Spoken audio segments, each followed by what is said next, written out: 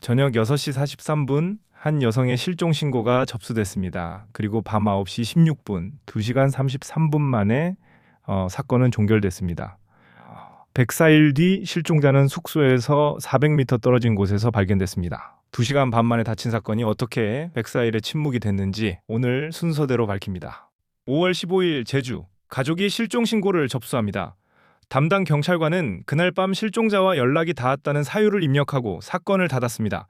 실종자 프로파일링 시스템에는 교통사고 사상자라고 기록했습니다. 근거는 없었습니다. 현장을 수색하던 경찰력은 철수했고 기록은 삭제됐습니다. 7월 19일 가족이 다시 신고할 때까지 이 사건은 서류상 존재하지 않았습니다. 이거는 진짜 제가 미친 경찰이라는 표현을 썼는데요. 진짜 미쳤어요. 제가 설명 들으면은 너무 끔찍하고, 저는 이제부터 전국에 있는 모든 실종 사건을 재수사하라고 경찰청장을 쪼을 겁니다.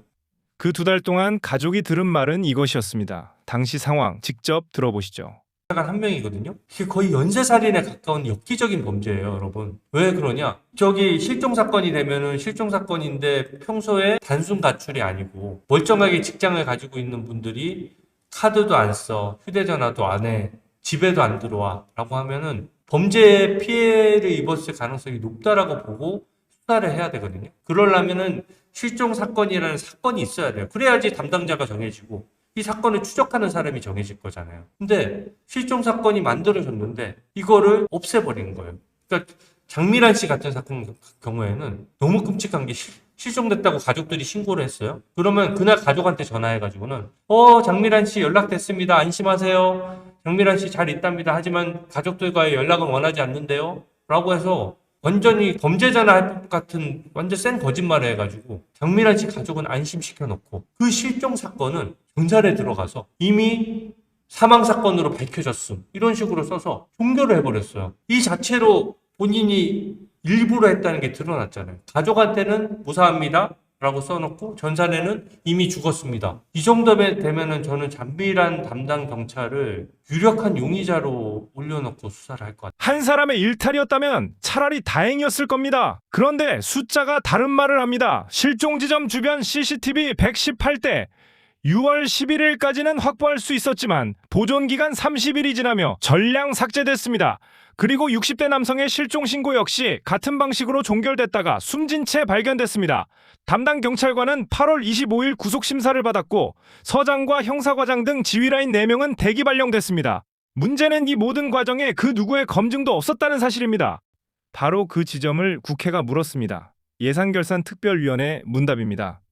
자, 그런데 큰 문제는 그 경찰관이 돈 먹고 이런 짓 한 겁니까?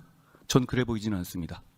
차라리 돈 먹고 그런 거라면 일회적인 거고, 그렇지만 돈 먹지도 않았는데 이런 거, 그러니까 나태하고 무능하고 이런 사람들은 사람들의 뭐 일정 부분 있는 거고, 그런 사람들이 수사 업무를 담당할 수 있는 거잖아요. 그런데 그런 사람들이 있어도 서로 간의 톱니기처럼 물리는 견제와 균형과 보안의 원리 때문에 시스템이 유지돼야 되는 것 아닙니까? 그런데 이렇게 경찰의 시스템은 이렇게 한 분에게 모든 걸 맡겨둡니까? 마치 200건을 이 사람이 혼자 했고 이분이 전에 무슨 범죄 전력이 있고 그래서 이 사람 개인의 문제로 몰려는 태도를 보이는데 어떻습니까? 이게 이 사람 개인의 문제입니까? 아니면 경찰 당국의 문제입니까?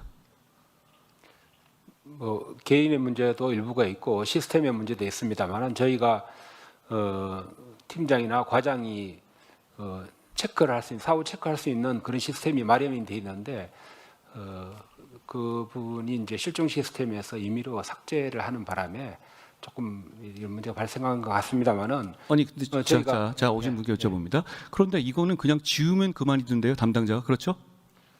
그러니까 이걸 입력하는 과정에서 체크하는 시스템이 없잖아요. 그러니까 이분이 지우고 입력할 때 누군가의 어떤 하이라키상의 무슨 이 검증을 거치는 과정이 없던데요.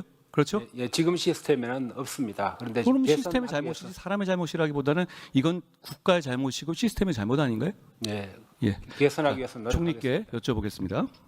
총리께서 아까 그 담화를 발표하셨습니다. 맞는 말씀이신데 저는 꼭 이거 뭐 총리를 비난한 것은 아니고 여기 계신 국무위원들 그리고 국회의원들 모두에게 한번 묻고 싶습니다. 만약에 총리님 가족이 실종돼서 이렇게 실종 신고를 제주경찰에 했다면 제주경찰에 아무리 그 사람이 나태하고 게으르고 무능하고 부도덕한 사람이라도 이렇게 처리했을까요?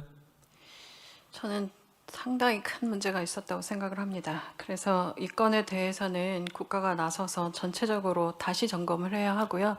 그리고 실종 사건 관련해서 지금 제가 파악해 본 바로는 들으신 대로입니다.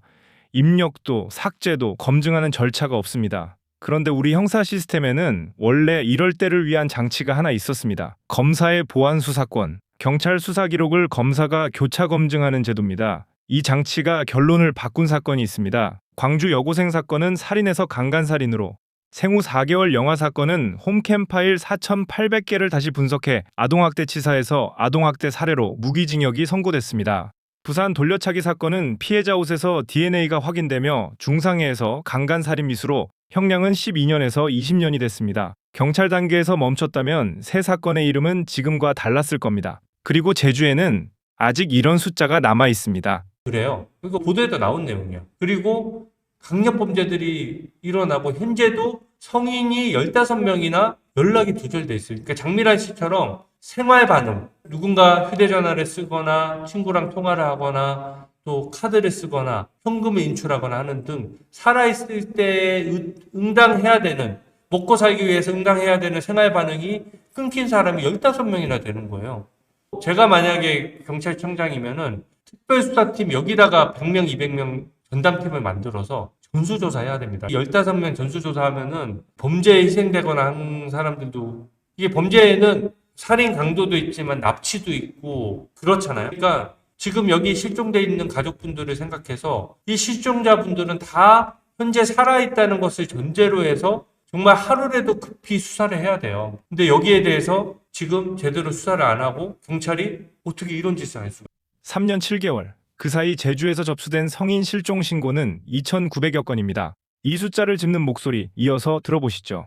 실종이 3년 7개월간 2,900건인데 이게 다 실종 신고는 단순히 가출 신고도 있지만 대부분은 아동학대, 여성학대, 그리고 가정 내 학대랑 연결되어 있는 경우가 상당히 있어요. 왜냐하면 학대가 있어서 애가 가출을 했어. 그러면 부모 입장에서 애를 찾아야 되니까 실종서 신고를 해. 그러면은 실종 신고에 카운트가 되는 거예요. 그러니까 그런 류의 실종이 있고, 그리고 단순 가출인데 오해에 의한 실종도 물론 포함이 되어 있습니다. 그 중에서 또 어떤 유형은 진짜 범죄에 희생이 되거나 납치를 돼서 실종이 돼서 신고를 하고. 10월 2일 0시 형사소송법 개정안이 시행됩니다. 검사의 보안 수사권은 폐지되고 수사의 결론은 경찰 단계에서 완결됩니다. 총리는 국회에서 이렇게 답했습니다. 지금은 보안 수사권이 있는 상태라고. 맞는 말입니다. 지금은 있습니다. 정리합니다. 검증 없는 입력이 한 사건을 104일 동안 지웠습니다. 그리고 38일 뒤 마지막 남은 외부 검증 장치가 사라집니다. 시스템은 사람의 선의가 아니라 교차 검증으로 유지됩니다. 그 장치를 없앤 뒤에 실종 신고는 누가 다시 열어봅니까? 판단은 여러분께 맡기겠습니다. 다음에도 숫자로 밝히겠습니다. 구독과 좋아요가 다음 검증을 만듭니다.